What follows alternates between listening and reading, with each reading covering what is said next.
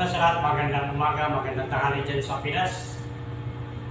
So, pag-usapan natin yung tungkol dun sa buhay marinero, sa mga may asawang marinero, mga seafarers. So, matagal na kasi ito na issue mula nung mayroon ng social media, nababasa ko ito lagi sa mga misis na yung mga husband nila, mga seafarers. Marami naman tayong mga kaibigan ng mga vlogger, makikita natin sa social media na nagpa-vlog sila tungkol doon sa mga salary ng mga seafarers, bawat kapitan, chief engineer, hanggang sa lower rank.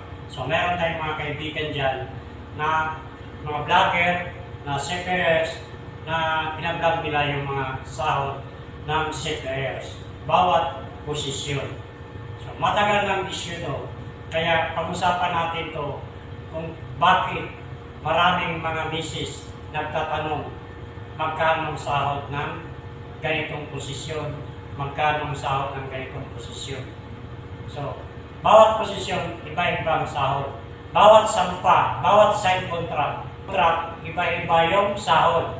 Pag EB ka, mayroong EB na magsasahod ng ganito, next vessel niya, so, sa sahod, iba naman. So,